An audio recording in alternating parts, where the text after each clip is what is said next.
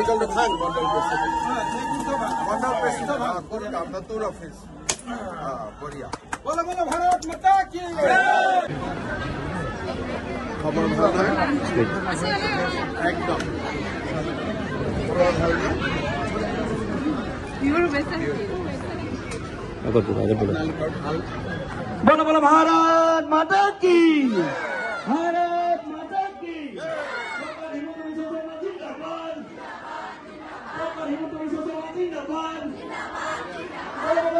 भारत माता की भारत माता की वंदे वंदे वंदे बोलो भारत माता की भारत माता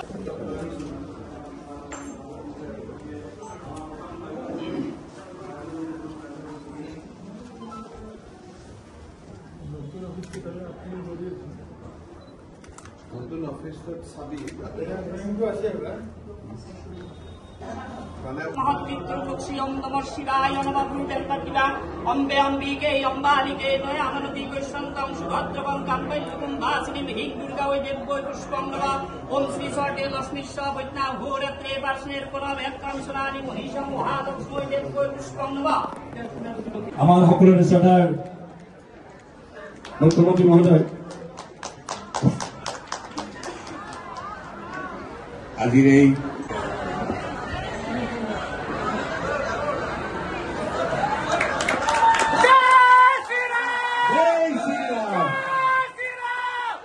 হিমন্ত বিশ্ব শর্মা ডক্টর হিমন্ত বিশ্ব শর্মা ডক্টর হিমন্ত বিশ্ব শর্মা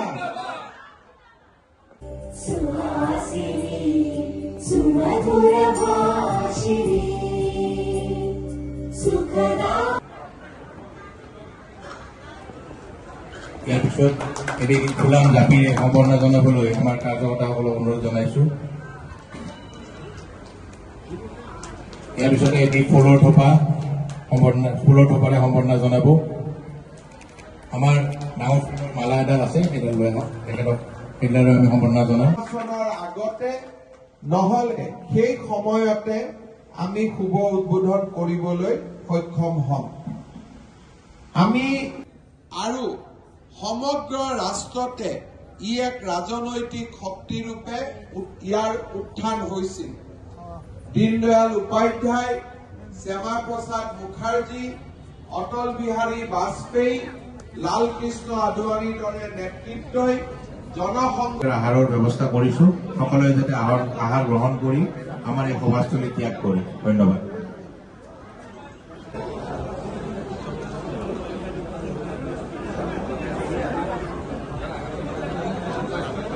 আমি আকৌ ঘৰৰ পঞ্চায়তৰ লগা ব্যক্তিসকলৰ নাম আমি মাতি দিছো মনোজ শৰ্মা প্ৰাঞ্জল দাস কিশোৰ দাস তিলক দাস বিজয় বৰুৱা পৰাগ দাস নৱ দাস যুৱক নাথ পৰাগ দাস দীপাংকৰ নাথ তেখেতসকলক আমি শৃংখলাবদ্ধভাৱে আমাৰ মঞ্চলৈ আহিবলৈ অনুৰোধ জনাইছো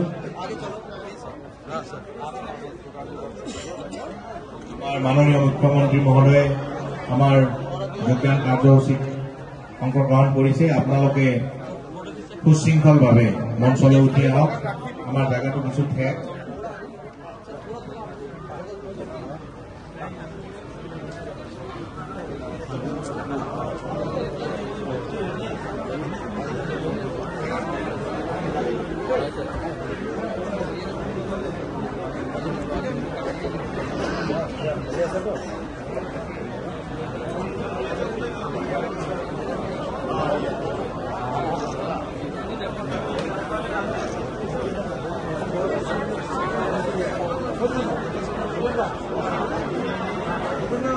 কংগ্ৰেছ শ্ৰী বিপুল কুমাৰ দাস সদস্য গড়ল মণ্ডল কংগ্ৰেছ শ্ৰী হীৰেন কাকতি সদস্য গড়ল মণ্ডল কংগ্ৰেছ শ্ৰী প্ৰদীপ দাস সদস্য গড়ল মণ্ডল কংগ্ৰেছ শ্ৰী গোলক বৰুৱা সদস্য গড়ল মণ্ডল কংগ্ৰেছ শ্ৰী চন্দন কুমাৰ দাস সদস্য গড়ল মণ্ডল কংগ্ৰেছ শ্ৰী প্ৰবণ দাস সদস্য গড়ল মণ্ডল কংগ্ৰেছ শ্ৰী হীৰকজ্যোতি দাস সদস্য গড়ল মণ্ডল কংগ্ৰেছ শ্ৰী কিশোৰ কুমাৰ বৈশ্য সদস্য গড়ল মণ্ডল কংগ্ৰেছ শ্ৰী প্ৰতাপ দাস সদস্য গড়ল মণ্ডল কংগ্ৰেছ শ্ৰী নয়নমণি কলিতা সদস্য গড়ল মণ্ডল কংগ্ৰেছ শ্ৰী জিতু বৈশ্য সদস্য গড়ল মণ্ডল কংগ্ৰেছ শ্রী ফণীন্দ্র বড়ুয়া সদস্য গড়ল মণ্ডল কংগ্রেস, শ্রী সবিন দাস সদস্য গড়ল মণ্ডল কংগ্রেস, শ্রী রাতুল দাস সদস্য গড়ল মণ্ডল কংগ্রেস, শ্রী নব দাস প্রাক্তন সদস্য গড়ল গাঁও পঞ্চায়ত, শ্রী দিলীপ দাস সদস্য গড়ল মণ্ডল কংগ্রেস। আপোনালোকে একাধিক্ৰমে সুশৃংখলভাৱে আগবাঢ়ি আহক।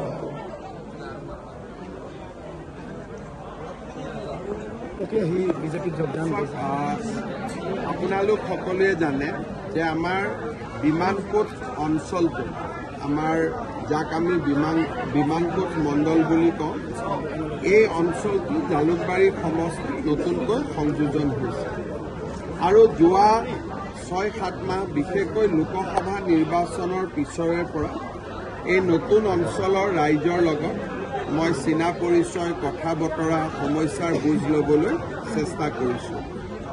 আজি আমাৰ বাবে এটা সৌভাগ্য যে মাঘ মাহৰ পহিলা দিনটোতেই আমাৰ মণ্ডল কাৰ্যালয়ৰ শুভ উদ্বোধন হ'ল আৰু আজিৰ শুভ উদ্বোধনীৰ দিনাখনে বিভিন্ন ৰাজনৈতিক দলত থকা আৰু যিসকল কোনো ৰাজনৈতিক দলতো নাই কিন্তু এই অঞ্চলৰ সমাজসেৱী ব্যক্তি তেখেতসকলে আহি আজি ভাৰতীয় জনতা পাৰ্টিত যোগদান কৰিছে। ই আমাৰ বাবে এটা আনন্দৰ খবৰ আৰু ব্যক্তিগতভাৱেও মোৰ বাবে এটা আনন্দৰ বাতৰি। মই আশা কৰোঁ যে আগন্তুক বিধানসভা নিৰ্বাচনৰ আগতে আমি এই অঞ্চলটোত এটা অতি শক্তিশালী সাংগঠনিক ভেটি গঢ়ি তুলিব পাৰিম। আগতেও এই সমষ্টিটোৰ ৰাইজৰ বিজেপি দলৰ প্ৰতি যথেষ্ট মৰম আছিল এই অঞ্চলত। এই মৰমটোকে আৰু অধিক বৃদ্ধি কৰিবৰ বাবে মই চেষ্টা কৰিম। যেহেতু ইতিমধ্যে জিলা আৰু মণ্ডল পৰ্যায়ৰ সভাপতি নিৰ্বাচন হৈছে, এতিয়া আপুনি উল্লেখ কৰিছে যে ৰাজ্যিক সভাপতি নিৰ্বাচিত কৰা হ'ব।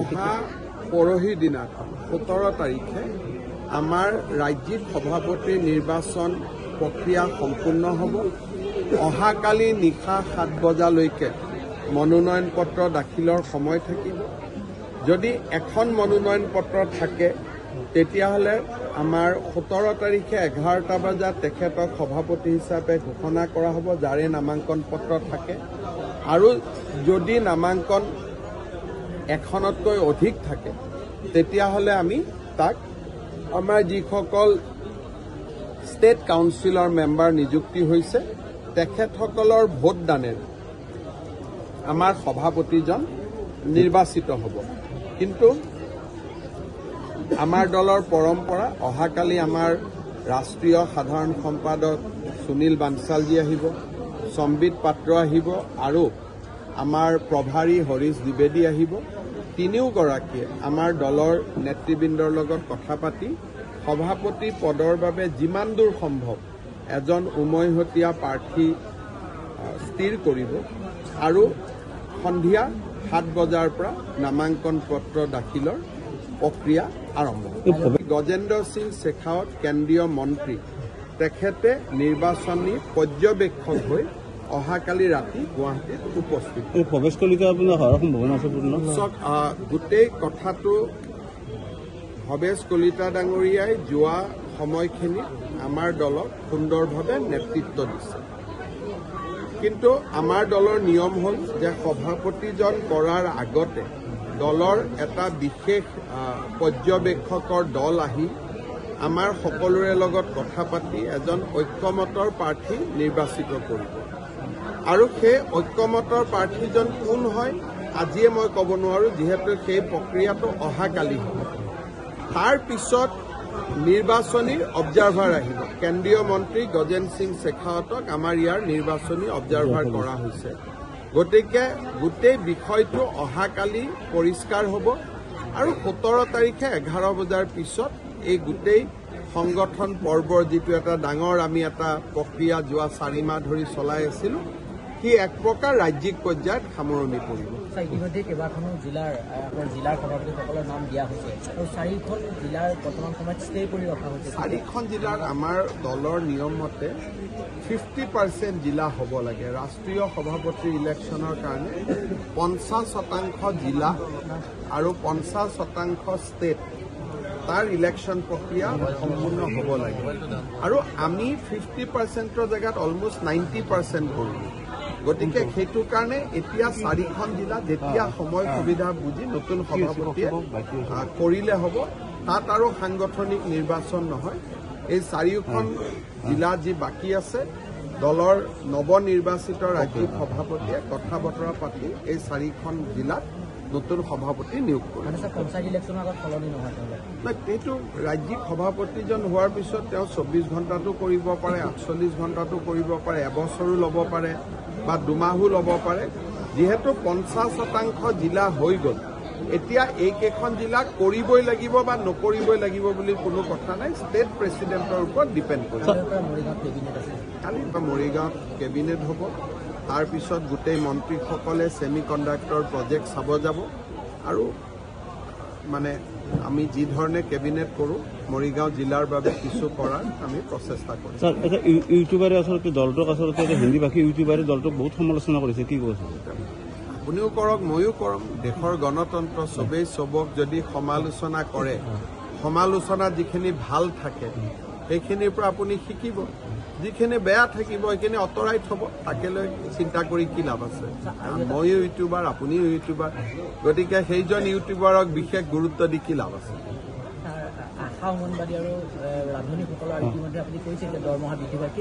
মই দৰমহা বৃদ্ধি কৰাৰ কথা কোৱা নাই মই কৈছোঁ তেওঁলোকৰ সমস্যাসমূহ চালি জাৰি চাবলৈ এখন কেবিনেট কমিটি কৰা হ'ব ইতিমধ্যে কেবিনেট কমিটিখনৰ নটিফিকেশ্যন ইছ্যু কৰা হৈছে মোৰ CM অফিচৰ টুইটত আপোনালোকে কেবিনেট কমিটিৰ নটিফিকেশ্যনখন পাব সেই কেবিনেট কমিটিয়ে আশা কৰ্মী অংগনবাদী কৰ্মী মধ্যাহ্ন ভোজনৰ কৰ্মী সকলোকে সাক্ষাৎ কৰিব তেওঁলোকৰ দৰমহা বৃদ্ধিৰ লগতে আৰু বহুতো সমস্যা আছে সমস্যাবিলাকৰ ওপৰত আলোচনা কৰিব কৰি তেওঁলোকে কেবিনেটত প্ৰতিবেদন উমৰাংচুৰ কিবা আপডেট বৰ্তমান কৰিছে যে ডিমা হাছাও ডিচিৰ ওপৰত একশ্যন ল'ব লাগে তেনেকুৱাতো মই হাততো কোনো কাৰণ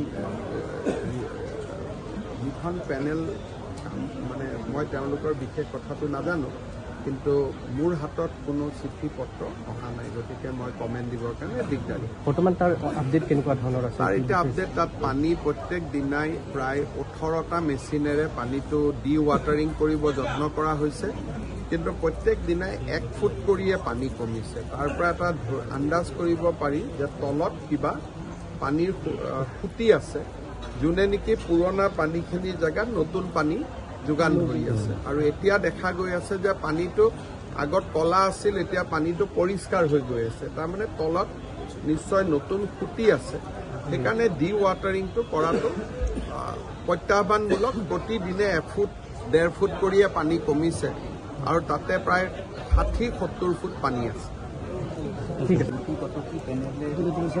কৰিছে যে ডিমা হাছাও ডিচিৰ ওপৰত একশ্যন ল'ব লাগে তেনেকুৱাতো মই হাততো কোনো কাৰণ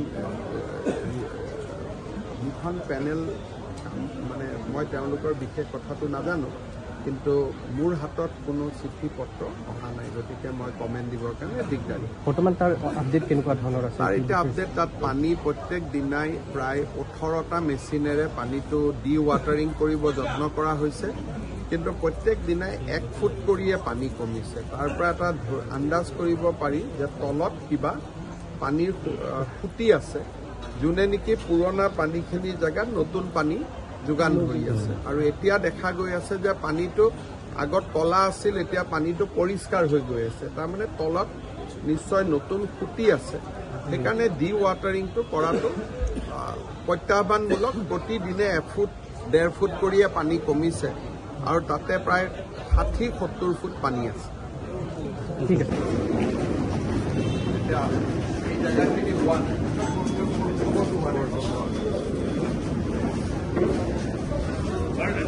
সব ভালে আছে আপনাৰ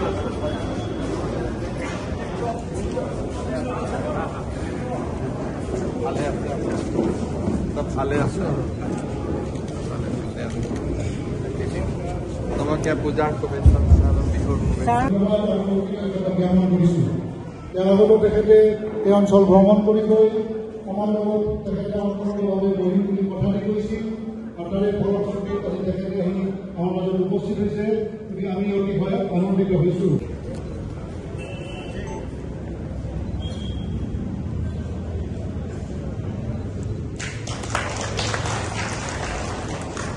তেখেতক এটি অসমীয়া জাম্পিকে সম্ভাষণ জনাব শ্ৰী হৰিনাৰায়ণ বৈশ্যই।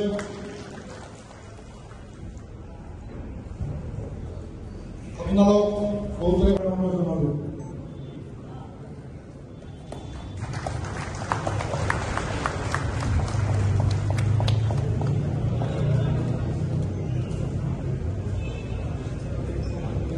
উন্নয়ন আৰু সৌন্দৰ্য বৰ্ধনৰ ব্যৱস্থা মই আজাদ ৰাজহুৱা পুখুৰীটোৰ তিনিফালে চন্দ্ৰপ্ৰভা বৰা হাইস্কুল, অধুনা ডক্টৰ নবীন চন্দ্ৰ বালিকা বিদ্যালয়, বালিকা বিদ্যালয়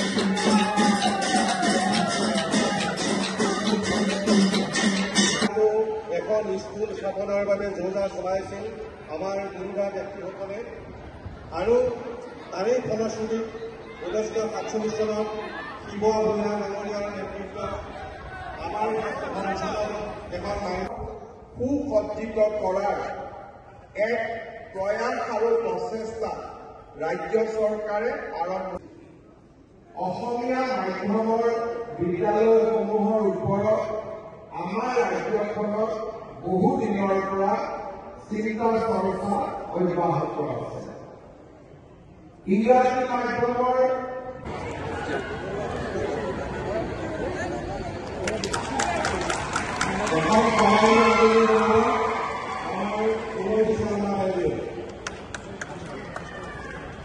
এটা জাতিয়ে সম্বোধন কৰিব আমাৰ বিদ্যালয় আগৰ পৰা আপোনাৰ অলপ আগৰ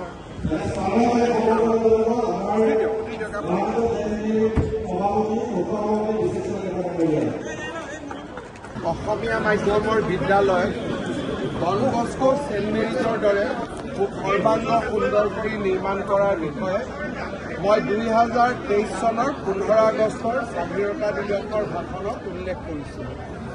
ইতিমধ্যে 400খনতকৈও অধিক অসমীয়া মাধ্যম বিদ্যালয়ৰ নিৰ্মাণৰ কাম আৰম্ভ হৈছে। প্ৰতিখন বিদ্যালয়তে আমি 8ৰ পৰা 10 কোটি টকা খৰচ কৰিছোঁ। আজি সেই প্ৰথমখন বিদ্যালয় বেজেৰা উচ্চতৰ মাধ্যমিক বিদ্যালয় উদ্বোধন হ'ল। এই বিদ্যালয়ৰ ভৱন ডন বস্কো চেণ্ট মেৰিজতকৈ কোনো গুণে কম নহয়। এনেধৰণৰ সুন্দৰ বিদ্যালয় নিৰ্মাণৰ যি আমাৰ প্ৰতিশ্ৰুতি আছিল তাক আজি আমি পালন কৰিব পাৰিলোঁ আৰু মই বিশ্বাস কৰোঁ যে ইয়াতে smart classroom, digital classroom, distance learning আৰু পৰ্যাপ্ত শিক্ষক শিক্ষয়িত্ৰী আমি এই ধৰণে অসমীয়া মাধ্যমৰ বিদ্যালয়সমূহত সময় উপযোগী কৰি নিৰ্মাণ কৰিব পাৰিম। আমাৰ বৰ্তমান 400তকৈও অধিক বিদ্যালয় নিৰ্মাণৰ কাম চলি আছে। 500খনৰ ঘোষণা আছিল, কিন্তু এতিয়া আমি 1000খন এনেকুৱা বিদ্যালয় নিৰ্মাণ কৰিব খুজিছোঁ আৰু তাৰ বিষয়েও চিলেকশ্যন প্ৰচেছ আদি চলি আছে। প্ৰতিখন জিলাতে হস্পিটেল মানে মেডিকেল কলেজ এতিয়া চাওঁতে চাওঁতে এবছৰ 1.5 বছৰৰ ভিতৰত প্ৰতিখন জিলাতে য'ত ব্ৰহ্মপুত্ৰ নদী আছে তাত এখন ব্ৰহ্মপুত্ৰৰ ওপৰত দলং হ'ব, এখন বিশ্ববিদ্যালয়, এখন মেডিকেল কলেজ, ইঞ্জিনিয়াৰিং কলেজ। আমাৰ অসমখন আমি যিমান আশা কৰিছিলোঁ তাতকৈও তীব্ৰ গতিত আমাৰ ৰাজ্যখন আজি আগুৱাই গৈছে। প্ৰাইভেট স্কুলত তথাপি কিয় ষ্টুডেণ্ট চব এতিয়া গভৰ্ণমেণ্টে সকলো কৰি দিব পাৰে, টেটত নিযুক্তি দিব পাৰে, স্কুল বনাই দিব পাৰে, কিন্তু কিছু অভিভাৱকে নিজৰ ল'ৰা ছোৱালীক ইংৰাজী মাধ্যমত পঠাব খোজে। এতিয়া মই তেওঁলোককতো বাধা দিব নোৱাৰোঁ, এতিয়া এটা ব্যক্তিগত পচন্দৰ কথা, কিন্তু কোনেও এইটো ক'ব নোৱাৰে যে অসমীয়া মাধ্যমৰ স্কুলখন বেয়া কাৰণে মই ইংৰাজী স্কুলত আহিছোঁ। তেওঁ নিজে এতিয়া ক'ব লাগিব যে নহয় মই ল'ৰাটোক ইংৰাজী মিডিয়ামত পঢ়াম বুলিহে মই এই স্কুলত দিছোঁ। এতিয়া আমাক অন্ততঃ দোষ দিব নোৱাৰিব। শিক্ষকৰ নাটনি নাই। এইটো ঘটনাটো হ'ল যে আমাৰ একোখন 1 কিলোমিটাৰ ভিতৰত এখন LP স্কুল হ'ব লাগে, 5 কিলোমিটাৰত এখন হাইস্কুল হ'ব লাগে। এতিয়া আপোনালোকে চাওক, যদি দুমনি চকীৰ পৰা বাইহাটা চাৰিআলি হিচাপ কৰে 5 কিলোমিটাৰত এখন স্কুল হ'ব লাগে। ইয়াত কিমানখন স্কুল আছে? গতিকে অসমত স্কুলৰ সংখ্যাটো নেশ্যনেল এডুকেশ্যন পলিচিয়ে সিদ্ধান্ত লোৱাতকৈ বহুত বেছি। সেইকাৰণে চৰকাৰে অসুবিধা পায় আৰু শিক্ষকৰ নিযুক্তি দিলেও শিক্ষকসকলেও ট্ৰান্সফাৰ বিচাৰি থাকে নিজৰ নিজৰ ঘৰলৈ, নিজৰ নিজৰ গাঁৱলৈ। সেইকাৰণে কাগজত নাটনি নাই, কিন্তু প্ৰেক্টিকেলি নাটনি হৈ পৰে। চাওক, এইটো মানুহৰ মানসিকতাৰ লগত মই ভাবোঁ লাহে লাহে অঞ্চলবিলাক উন্নত হ'লে শিক্ষকসকলে ট্ৰান্সফাৰ খোজা বাদ দিব। এতিয়া আপুনি যদি মই বেজেৰাতে 2জন শিক্ষকক দিওঁ, এবছৰ পিছতে মোক লগ পালে চাহ তামোল খালে লাহেকৈ গুৱাহাটীত যাব লাগে বুলি আবেদন এখন দি দিব। গতিকে এই মানসিকতাটো লাহে লাহে দলং তলং হ'লে পৰিৱৰ্তন হ'ব। খেল মহাৰণ হ'ল, সাংস্কৃতিক মহাৰণ হ'ল, কিন্তু বিজ্ঞানৰ বিকাশৰ বাবে আমাৰ বিজ্ঞান অলিম্পিয়াড, মেথছ অলিম্পিয়াড এইবিলাকতো চলি আছে। হ'ব,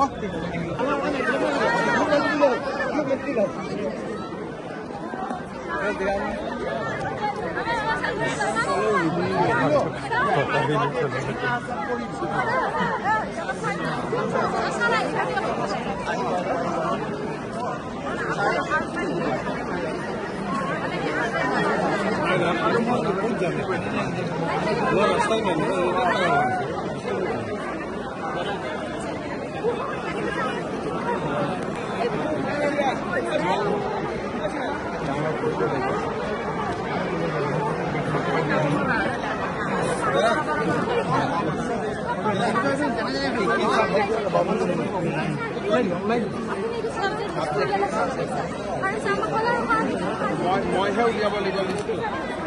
তোৰ ঘৰ ক'ত?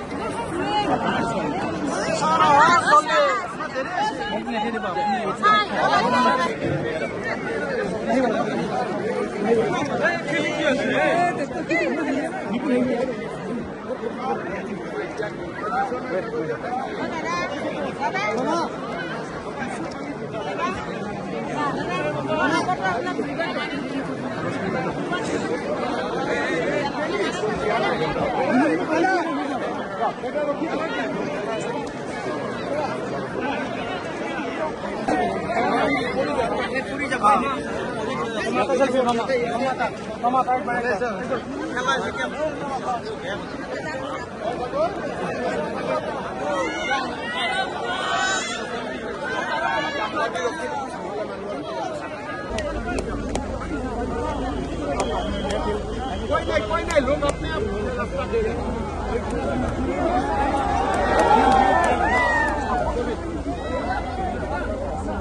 कोई देखो है